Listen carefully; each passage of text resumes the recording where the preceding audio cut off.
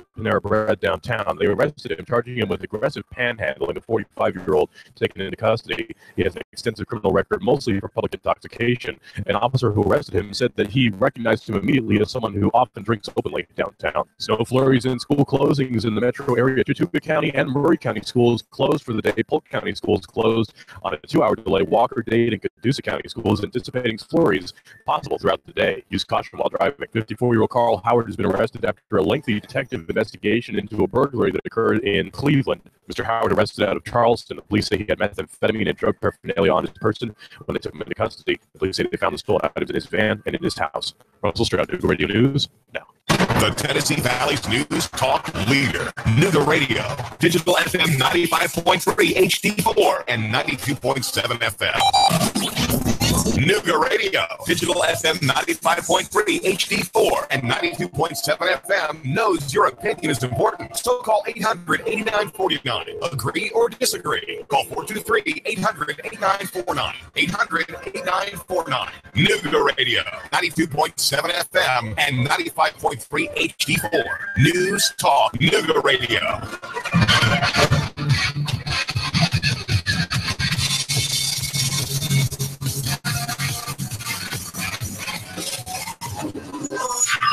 This is your total information source, The Mike Gallagher Show. Good evening to you. It's the wrong intro to be firing off, but we are here. We're ready to go. It's Sports Talk with Sam Jordan here on Nooga Radio, 92.7 FM and 95.3 FM HD4. Glad to have you along wherever you may be throughout the Tennessee Valley or around the world, as we are broadcasting also on Facebook Live and also on YouTube. And we want to remind you, you can always call in with your questions or comments at 423-800-8949, 423-800-8949. And as we've been talking about for the last couple of days, Tennessee finally got off its rear end and hired a football coach, and Coach Philip Fulmer, who's the new AD in Knoxville, taking care of matters there with hiring Jeremy Pruitt. But earlier in the week, the SEC was kind of a little bit of a hotbed of conversation with the University of Arkansas hiring Chad Morris out of SMU. And my good friend Grant Merrill is with us on the line. Good evening to you, Grant. Hey, Sam, glad to have you. Be on with you in Chattanooga. It's been a busy week for everybody, hasn't it? Yes, it has. I mean, do you think the SEC is finally taking care of all of its news story opportunities that may be out there?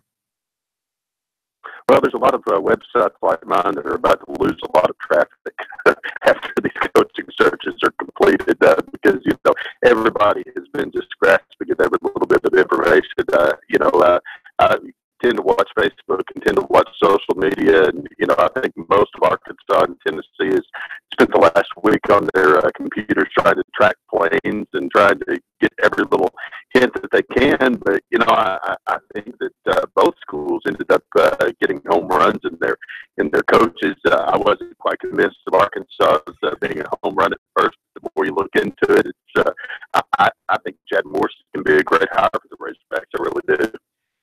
I've got a cousin that lives there just east of Little Rock, over around Carlisle, Lone Oak area, and he was saying, yes, that's right.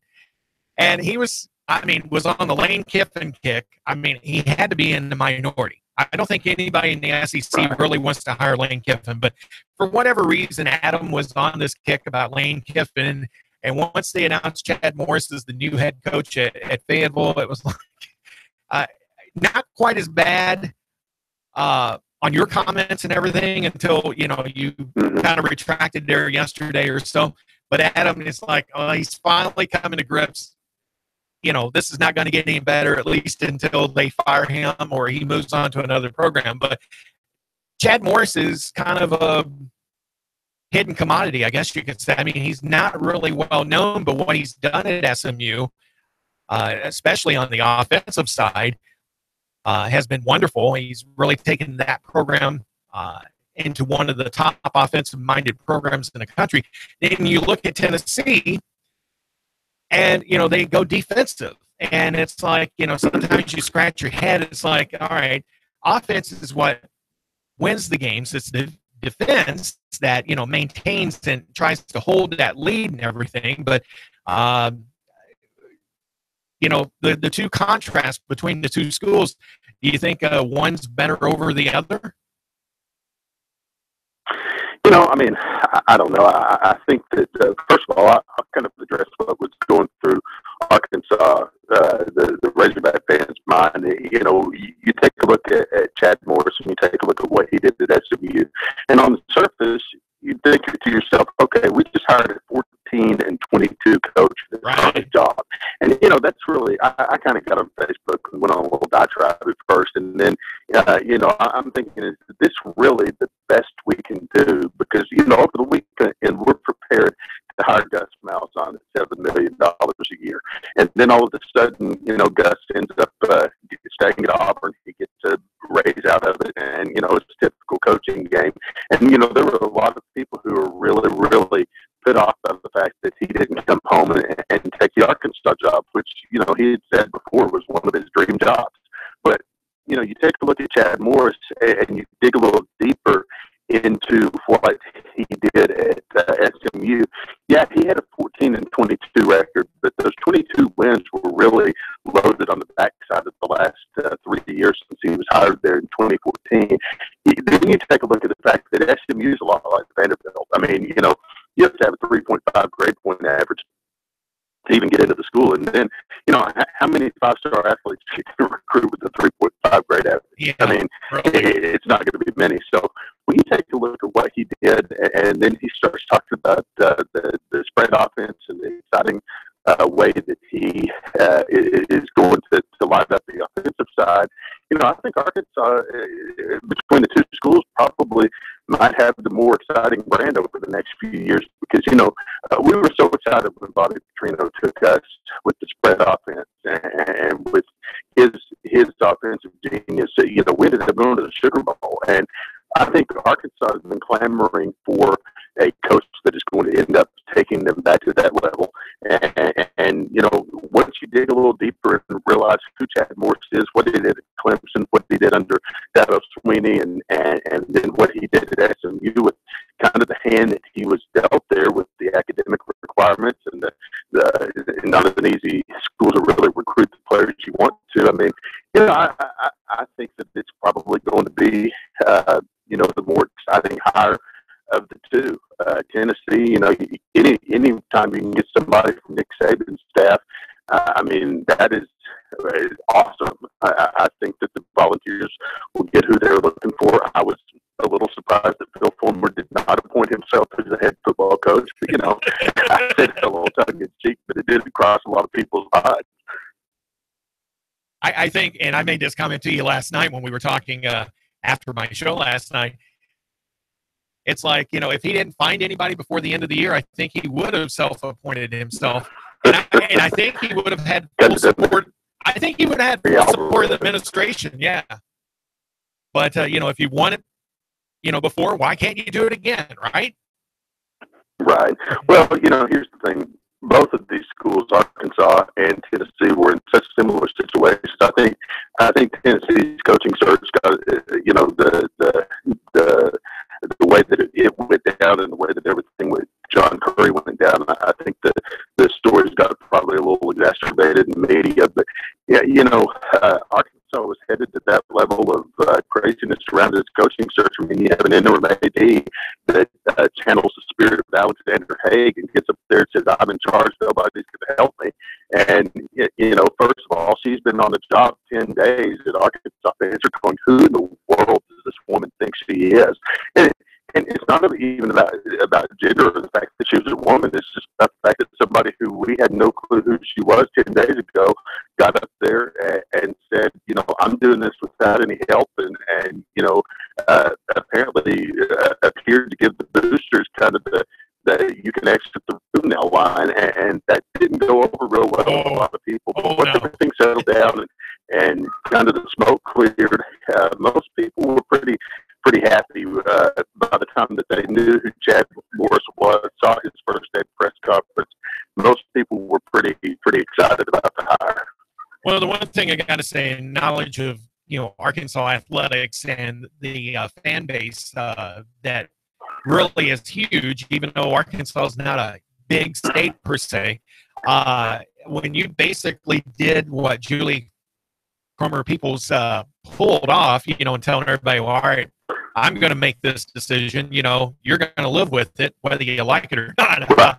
I thought, boy, how long is she going to be holding on to that interim title? But, but anyway, I mean, Arkansas and Tennessee, were the last to get their coaching hires done in the SEC. Texas A&M hired away Jimbo Fisher from Florida State, and about that.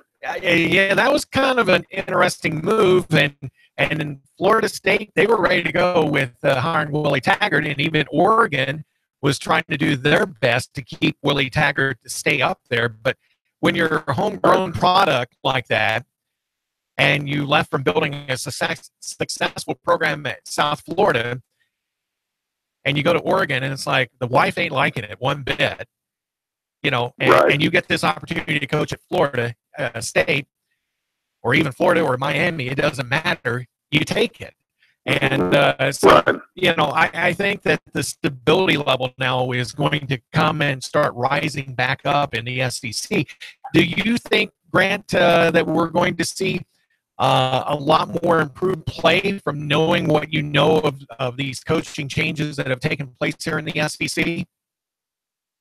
I think so. I mean, here's the deal. You know as well as I do, having been in Arkansas for more than a day or so, that, as far as stability goes and an increased level of play, I think the Razorbacks are going to get that if Chad Morris stays and he does what people think he's going to be able to do, what he said on that interview in the airplane with Brett Dolan, that's on ArkansasRazorbacks.com. If he is able to pull off that spread offense, that exciting style of play, that he's able to start winning here, he can stay here as long as he wants to. That was the thing that kind of perplexed people without Gus Malzahn, because, when you're at Auburn, you're always going to be number 2 in the state of Alabama. And I'm sorry to you, Auburn fans. That's just the way it is. I mean, you're always going to be second fiddle to Nick Saban. And, he was going from a place at Auburn where in 2010 his predecessor, Gene Chizik, went 14-0. He won SEC championship. He won the national championship. And then he ended up getting fired 2 years later. You do that at Arkansas. And, I would think that if you were to win the national championship at Arkansas, we'd probably tell the Donald W. Reynolds family to take a hike and have the stadium renamed after that head coach before the plane got back from the title game. I mean, it's just that level of respect. I mean, you take a look at Craig Bowles. I mean, he won the national championship in 1964, and they took care of him for the rest of his life. I mean, you get a coach here in Arkansas that is going to win and consistently win, and he'll be loved and he'll be taken care of, and he will have job security, for as long as he wants to stay. And the last person that I remember coming in with a record like Chad Morris is probably Ken Hatfield, and he didn't have a great record when he came in, but he came to Arkansas. He won a lot of games, and he's still revered in the state. I mean, you see him at Razorback events. He has spokesman gigs for Harp's food stores. I mean, he's on the radio selling those Martha Harp rolls every day. I mean, you come here and win, and they're going to take care of you. And I think with that, you get some stability, and I think a rising tide helps all ships. I think that the level of play conference-wide is going to improve if we can just get some of these programs stabilized and headed in the right direction. Now, here in Tennessee, one of the things that we, as volunteers, were facing was we lost quite a bit of committed players for the class of 2018.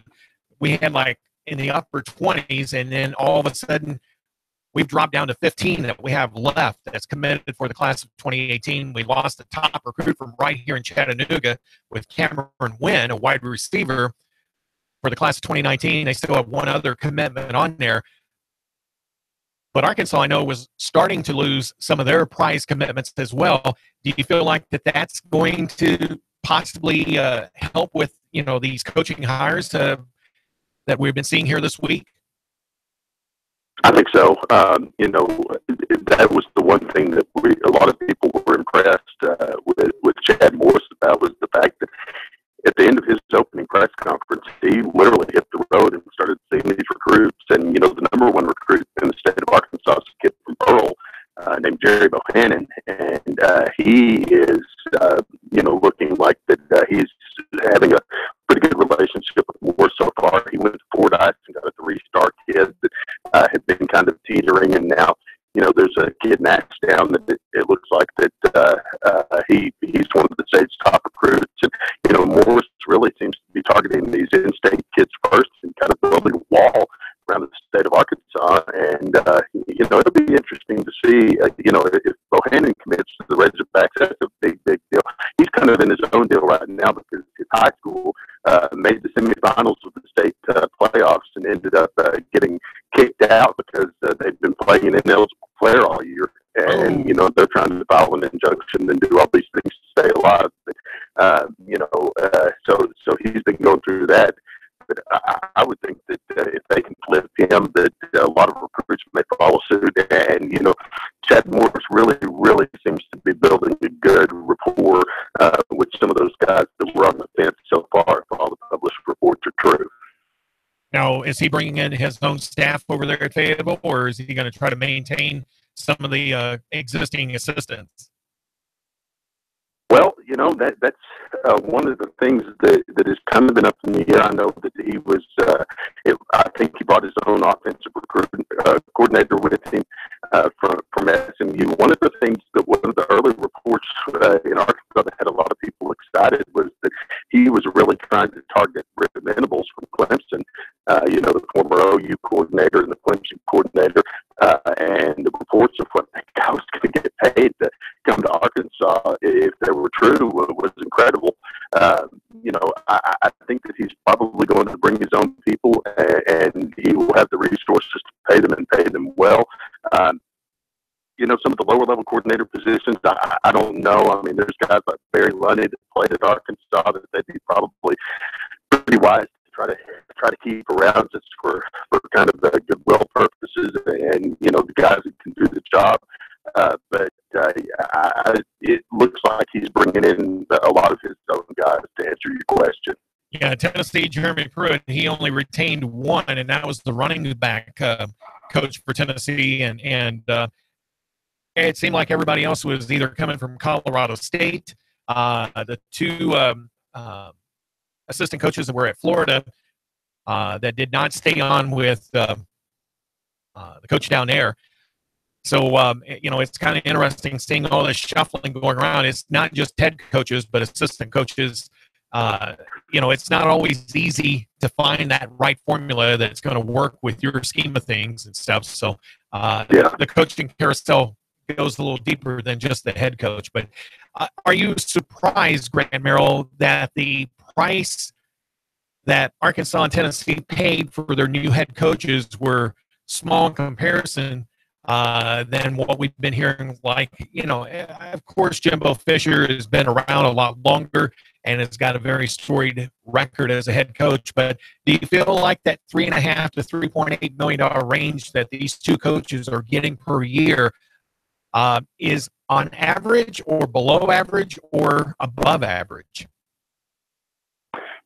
I think for where we are as a program, I think it's probably average money. I mean, you take a look at what they were reportedly willing to give Gus Malzahn to come to Arkansas, and I think that's where a lot of people were kind of disappointed. It's like, hey, we got $7 million a year to go out and get whoever we want, and we get enough comer. But, that's kind of where we are as a program right now, and that's just where Arkansas is. I don't think that there was anybody else who they could get to take the job right now. I think that they're probably right now willing to give that guy an average $3.8 million a year, $3.5 million a year in both places, knowing that, hey, if he wins, somebody else is going to come calling, and Arkansas will end up being that $7 million a year job down the road if they want to keep the guy that can turn the program around. So, you know, I think that money ends up going up over the years if they win. But you know, Arkansas is kind of clamoring with all of this instability that we've had over the last couple of years, with Bobby Petrino going over the handlebars, and you know, some of the stuff that we ended up having with John L. Smith and then Brett Bielema. We're just clamoring for a guy that's going to bring an exciting brand of football to Fayetteville, make it his home, stay a while, and really just build back a winning program to the level where we were in 2011, and then where we were, you know, in the 70s and 80s and even the 60s. I mean, that's the dream. Yeah. Have you heard any discussion or scuttlebutt as far as what the future of Brett Bielema? I mean, I know he's got to be still in the area. I mean, I don't think he's moved off someplace else, but he's counting his money right now, yeah, and he probably enjoyed life for a little bit. And I figure that he'll be back in the game in next year's coaching carousel. You know, I figure that he ends up going to the Midwest. You know, somewhere like a Big Ten school, or when one of those openings comes back, he goes back to where he was successful. You know, you haven't heard his name mentioned for many of these vacancies, and you know, but I think that'll change here. You know, I think that'll change. And probably the same would be true with Butch Jones. I mean, Jones is not a bad coach. I mean, up until the middle of last season, you know, they were on a winning track, and it just seemed like everything fell apart middle of last season. And this year, just nobody really cared. It seemed like the players, but you know, it's sometimes that's the way that the ball drops, and you know, you'll have that situation. As far as the health and stability, I mean, the SEC West, you know, with Arkansas, Tennessee's being in the East and everything, do you feel like that with these coaching hires, and you know, add in with the good recruiting classes that these schools could get because of these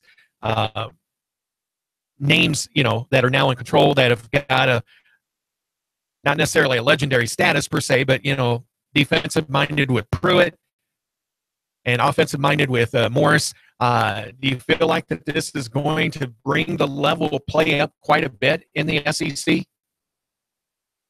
I think it has to. I mean, you know, a lot of these schools have had a reality check of where they are as programs. And I say this as a Razorback fan, and I think many Tennessee Volunteer fans would probably admit that, you know, we aren't the programs that we once were. And I think, you know, in Arkansas's case, you take a look at the seasons that we've had, and there's not, I hate to say there's nowhere to go but up, because it can always get worse. But, you know, there's a lot of building that can happen. And, you know, I feel like that the Morris hire will elevate Arkansas to if he can bring that exciting style of football and do what people like Gus Malzahn have done at Auburn, and he can bring the recruits that really buy into that type of offensive strategy. Yeah, I think that goes up. Tennessee, I mean, you bring in Pruitt, you bring in a guy that has been at the right hand of Nick Saban has been a part of the, you know, best program in college football. I mean, look at where Kirby Smart has gone with Georgia, you know, after being in that same position with Alabama. Yeah, I think that he takes those principles, applies them to the volunteer program, and gets back on track here before long. So, yeah, I think you're going to see some of these bottom-dwelling teams in the SEC end up turning things around, and I hope for both programs' sake, Arkansas and Tennessee, that it's a very quick turnaround, and that fans can have their smiles on their faces. You know, there's nothing like being in Neyland Stadium when it scores a touchdown, when the Volunteers score a touchdown and the ground starts to shake. And, you know, I think people want to have that feeling and have that excitement back in their program post-haste. All right, and we want to wrap things up here. One final question. Do you think it's going to put pressure on schools like Missouri, Ole Miss, Mississippi State, Vandy with trying to upgrade their programs? Well, yeah, I mean, it's gonna the pressure's going to be on. I mean, Missouri they've got a long way to go. I mean, Ole Miss, you're looking at a guy that is still dealing with the fallout of the NCAA troubles and the fallout from the Hugh Freeze administration there, and I think that, Luke at Ole Miss probably gets a pass for a little bit, but then you take a look at where he's headed, and I think 2 to 3 years from now, the pressure is going to be on for the Rebels to have a winning program again, because they're still tasting that sweet victory that they had for a little while Hugh Freeze was there. So. All right, Grant Merrill with us. Appreciate your comments and everything on the status of SEC football. And if we don't get to talk to you again before the holidays, Merry Christmas to you and your family. And I'm sure we'll be chatting once we get a little closer to bowl time and talking more college football as well. Thanks, Sam. Merry Christmas to you and all of your listeners there in Chattanooga. You guys are doing a great job, and I appreciate you having me on. Always a pleasure to talk Arkansas football, and I'm always available for 92.7. You guys have a happy holiday. You too. Thank you very much, sir. We will be back with more coming up here on Sports Talk with Sam Jordan here on Nooga Radio 92.7 FM, 95.3 FM. And we hope that if you have a question or comment, call us up and let's talk some sports here on Nooga Radio 92.7 FM.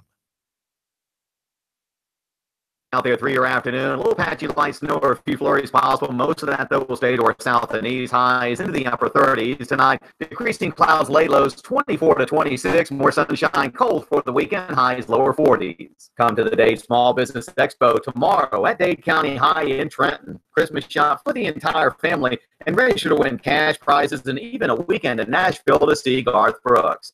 And I'm Storm Team 12 Chief Meteorologist Patrick Ford. The Tennessee Valley's news talk leader, Nooga Radio, digital FM 95.3 HD4 and 92.7 FM. Goss Insurance. Yes, we are local. And no, we don't have an 800 number. In fact, our mobile numbers are on our business cards.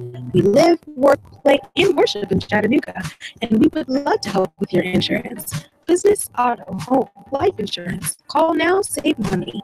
Call Goss Insurance for all your insurance needs. Goss Insurance, 875-2500. 875-2500. We have got problems in our company, and to solve them, I'm going to put those people in my company through escape experience in Chattanooga. Then they will settle their differences. They will agree. They will see if they can work through the misery of the experiences and escape experiences, that they will solve any problem together, and they will stop the squabbling in my office. I will bring that to an end now. I'm going to call escape experience and have these people go through that hell, that difficult experience. They will be friends afterward forever. Escape experience. Get them on the phone now. Broadcasting live to over 1 million souls in Chattanooga, the Tennessee Valley, and beyond on frequency modulation 92.7. Sean Hannity, 25,000 watts on digital FM 95.3 HD4. CBS Radio News. NASCAR, Bloomberg Markets, David Tulis, streaming strong at NoogaRadio.com. Live on YouTube and Facebook. Nooga Radio, News Talk 92.7. Chattanooga Radio. Sports Talk with Sam Jordan, back with you here, and we're glad to have you along wherever you may be in the Tennessee Valley or around the world. And we are going to be switching gears from talking SEC football. We're going to talk a little bit about the sticks on the ice. And with me live is my youngest twin son, Samuel Jordan III. And Sam, it's good to have you on the show tonight with Predators Pulse, talking about the Preds and their game that they've got going on tonight. And they'll be hopefully coming away with another W on their sleeves there. Yeah, that's the hopeful. And they're in Nashville. I'm sure a lot of the people there will hope for a W as well. Tonight's game, they feature the first ever meeting between the Vegas Golden Knights and the Nashville Predators. Kind of the battle of the two expansion teams, successful expansion teams. So the Predators come in tonight with an 18-7-3 record through approximately about 30 games now into the season. They sit second in the Central Division, playing flipping around with St. Louis in the Central Division for first place. They stand with 39 points. Vegas comes in with a 17-9-1 record, and they sit with 35 points. They're second in the Pacific Division. They had actually led the Pacific Division for most of the first part of the season here. Just recently, they were bumped by the LA Kings, which are starting to get hot again. Vegas comes in. They're led with goals and points, led by William Karlsson with 14 goals and 25 points. They're also led in assists by Jonathan Marchessault. Nashville, they're led by the great Swede. Philip Forsberg comes in with 14 goals and 28 points. And then PK Subban comes in with 14 assists to lead the team. As I said, tonight's meeting is the first ever between Vegas and Nashville. It also features a very interesting matchup between PK Subban with Nashville and his younger brother, Malcolm Subban, the goalie from Vegas, which was picked up and acquired from when they traded with Boston to pick him up off of waivers. So tonight's game is going to be a high-scoring offensive matchup. I think it's really going to come down to the matchup of defenses, really, to see who can stop the high-powered offenses that are led by Philip Forsberg and William Karlsson. Nashville, though, is going to have its building behind it. They're in the Bridgestone Arena, as always. It's a ruckus crowd, as was put on display last year during the Stanley Cup run. They sit right now at 11-2-1 at Bridgestone Arena this season, in which those two losses really were very close overtime losses. And hopefully Bridgestone Arena will be friendly to them again tonight. Nashville also sports an 8-1-1 record in their last 10 games. So they are really still on fire, only dropping one game last week. And Vegas, on the other hand, isn't too good of a road team. They come in with sporting a 6-7-1 road record, and they're 7-3 in their last 10 games. So it'll be interesting to see how the Vegas Golden Knights will handle Bridgestone Arena for the first time this season. So, in my opinion, this is one of the games I circled on my calendar at the beginning of the season when the schedule was released. I think Vegas surprised a lot of people, and I think it's going to be two teams that are almost identical. But I still feel the favor leans towards Nashville in an unbiased opinion. The only side note to report for tonight is Ryan Johansson today was sent down to the injured reserve with an upper body injury. So hopefully he'll be back soon enough. But Nashville always has another player to step up and take the center spot. They've been led by Nick Bonino, Colton Sissons. They always have somebody to step up. So, tonight should be a great matchup that starts there at Bridgestone Arena, I believe, at 7 o'clock Central Time. So, just about an hour away from puck drop. You were mentioning earlier, son, that, it's a raucous crowd at Bridgestone Arena. I don't think it's just raucous. I think it's fish slinging, too, isn't it? Well, Bridgestone Arena, I mean, the crowd, especially Section 303, the cell block, is a shout out there. Yeah. They just tend to bring the energy, and they're always good in leading chants. I've been to a lot of NHL arenas in the last couple of years, and I may seem biased because I'm a Nashville Predators guy, but Bridgestone Arena, there is not an environment or an atmosphere that matches. I don't even think I've been to an Arizona Cardinals game at University of Phoenix Stadium, which is a very nice venue for a football game. And I don't even think it comes close to the noise level that's inside University of Phoenix Stadium. And that's one that's a very high number of false starts. So to compare with another sport, I don't think it gets matched in any way, shape, or form. Just the fans get behind their team. And I remember, I think, hearing Roman Yossi say the other night after a post-game interview that he understood that the fans were upset of giving up 3 goals when the Predators were up 4-0. And the fans just let them know about it. But in a good way, they got behind the team, and the team put it away and ended up, I believe, winning 5-3. Wow. And ended up pulling out the victory to gain another 2 points on their road to gaining more ground in the Central Division. Now, So, since you've moved from Pennsylvania out to Phoenix, have you been able to catch a Phoenix Coyotes game?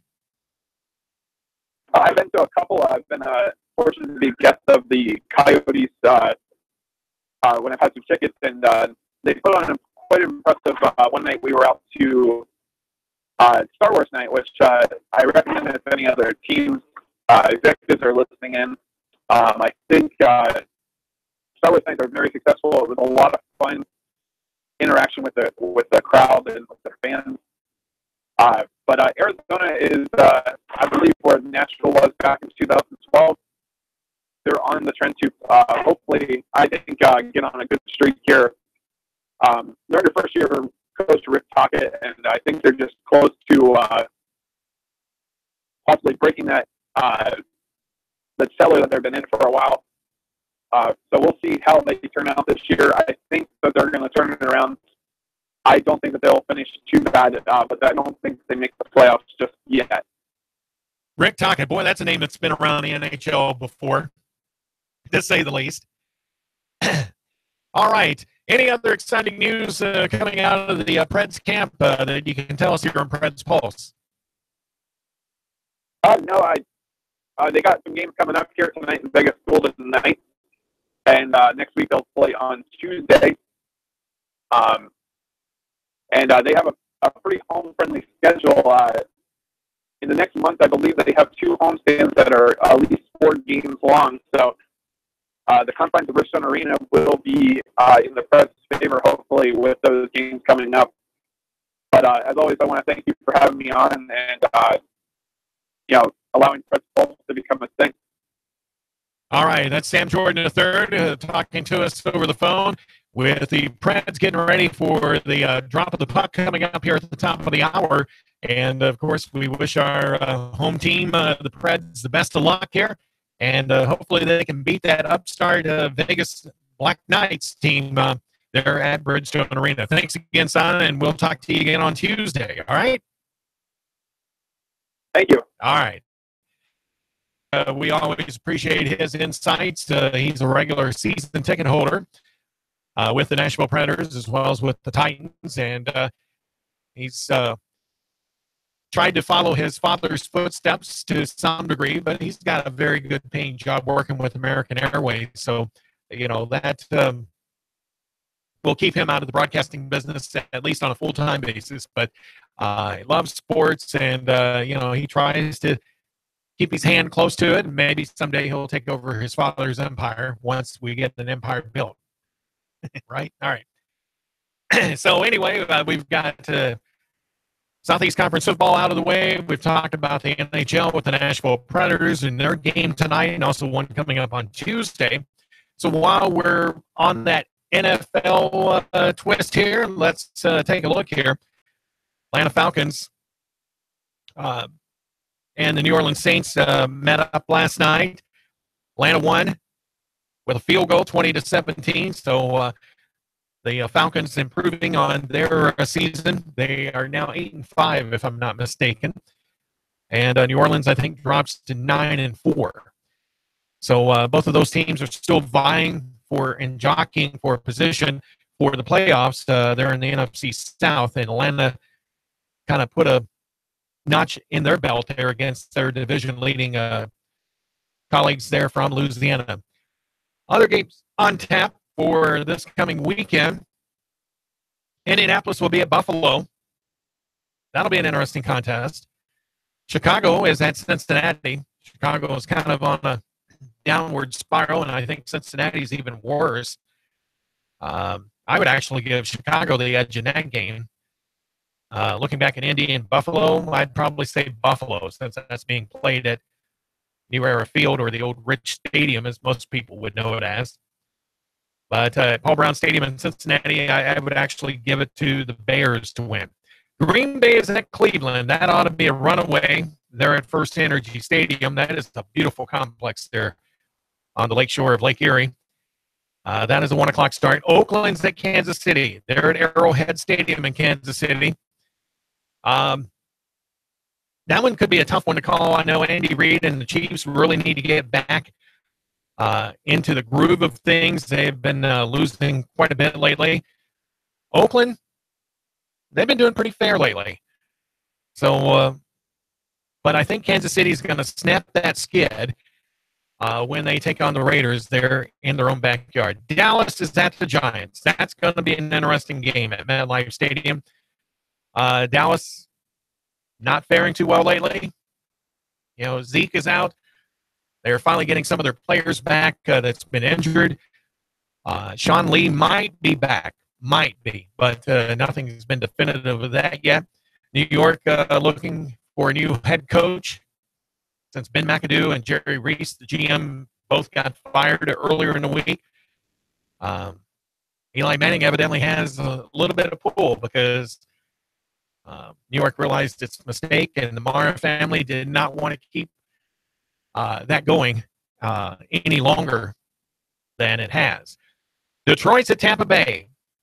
The Lions over the Buccaneers in that 1 o'clock contest at Raymond James Stadium in Tampa. Minnesota's at Carolina. This will be a good game as well. It's a 1 o'clock start at Bank of America Stadium in Charlotte. That's going to be a tight one, a real tight one. And I think Carolina is going to win it, no more than 3 points. That's how tight of a game it is. San Francisco is at Houston at NRG Stadium in Houston. I would give it to the Texans on that one. Then the 4 o'clock games will be New York Jets at Denver. Denver should win, being it's at Sports Authority Field at Mile High Stadium there in Denver. Tennessee's at Arizona. That's a tough one at the University of Phoenix Stadium in Glendale. I'm not a fan of either, but, you know, now that I live in Tennessee, well, I'm actually going to give Tennessee the edge in this contest. I think that the way that they've been playing, Arizona, you know, has had its struggles, but I think Tennessee can pull this one off. I sincerely do. The Redskins at the LA Chargers at StubHub Center in Carson, California. Got to go with Chargers on that one. Then you've got Philadelphia Eagles at the Los Angeles Rams. This could be a good game. A good NFC Championship preview, maybe. Just saying. But I think Philadelphia will take care of matters in that one. Being played at the LA Memorial Coliseum in Los Angeles. And the final 4 o'clock game, Seattle at Jacksonville. I cannot stand Seattle. They're about like New England in my eyes. But I'm going to root for Jacksonville. Yes. At Everbank Field in Jacksonville. Then the Sunday night game, Baltimore Ravens at the Pittsburgh Steelers. At Heinz Field in Pittsburgh. Beautiful, beautiful complex. And I think Pittsburgh should be able to take care of matters in their own way. Hopefully it's not as bad as it was with the Cincinnati game. Hopefully they're not too banged up to where they can't beat the Ravens. That's always been a big rivalry game between those two teams. I shouldn't say schools, but when you talk college football as much, you kind of get that synergy by calling them a school. But, these are grown men that are trying to do their best, earning the pay that they do. And so it will be a good contest with Sunday Night Football here in week 13, or week 14, rather, of the NFL season. I've noticed here, looking at the schedule, on average, there's at least 2,000 tickets that are still available. There's a couple of places. Kansas City has over 4,100 tickets that are still available. There are 3,200 plus tickets available at Cincinnati and 3,100 tickets available at Buffalo. Cleveland has 2,600 tickets. But I'm noticing here that the prices are taking a drop compared to what they were. In Buffalo alone, and like I said, there's over 3,100 tickets available. They've got ticket prices starting as low as $4. $12 for a Cincinnati game, $16 for the Cleveland game. Then it goes up to $34 in Kansas City and also at Tampa Bay. So then you still got teams that are getting $113 for the Chargers game, $140 a ticket for a Rams game. But everybody else is like in the $30 to $50 range, with the exception of a few teams. Arizona's got tickets at $11 a pop. Wow. So Tennessee, they're on the road this week. Tickets, Tennessee versus Arizona, $11 is what's being offered right now for ticket prices. So, the NFL's had to take some hits in the pocketbook there a little bit because they're not filling the stands. So, it's to the fans' advantage if they choose to watch. A lot of people aren't. Understandably so. All right, while we still got some time, let's switch gears and get back into some college ball. We're going to be talking UTC Mocs ball to get you started. But first and foremost, because you'll need to know this information if you're going to go to the Sunday doubleheader, portion of Maple Street is going to be closed for Sunday's doubleheader, men's and women's basketball game against Charlotte and Virginia Tech, due to ongoing utility work around McKenzie Arena. That will get underway at 7 o'clock tonight and will go through 6 a.m. on Monday, December the 11th. This will only affect those entering donor lots from Riverside Drive and Amnicola. If coming from Riverside Drive or Amnicola, your pathway to lots 20, lots 31, which is the garage, 32, 33, and 35 will be blocked on Maple Street in between 3rd and 4th Street. You can avoid the road closure by staying on Riverside Drive and taking a left onto Lindsay Street and then a left onto 4th Street.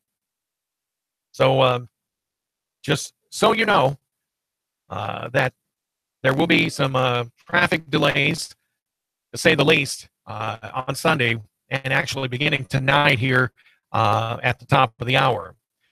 Chattanooga Mocs return home Sunday for a matchup with Charlotte at 1 p.m. as part of the doubleheader with the women's team. That'll be taking on Virginia Tech at 3:30.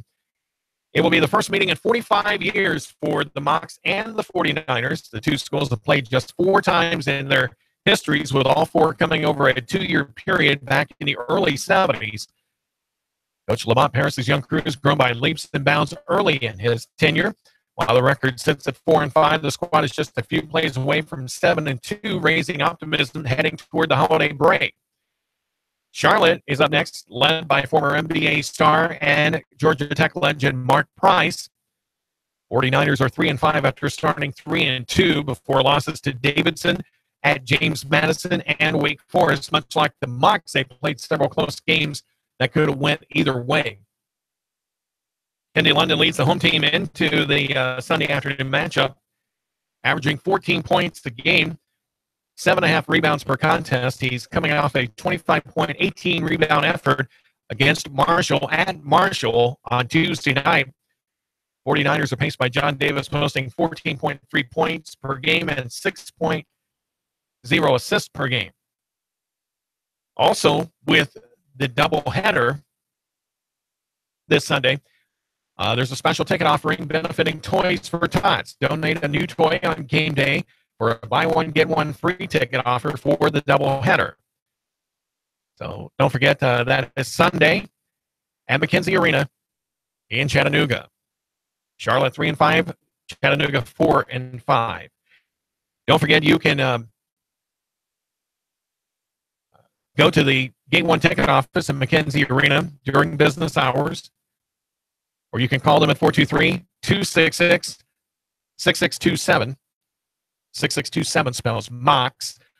So if you remember 423-266-MOX, you've got it during business hours. And group tickets are available by calling 423-425-5470. So after that, the following Sunday, the 17th, the Mox men's team will be at Tennessee Tech for a 3 o'clock tip.